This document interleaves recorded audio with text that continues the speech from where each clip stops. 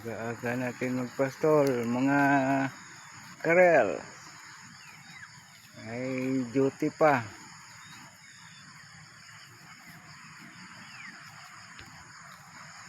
Mag-duty pa, kaya agahan ang magpastol.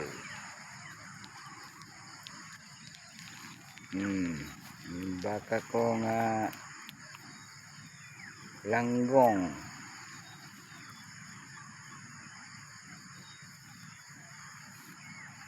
Nanay niya oh.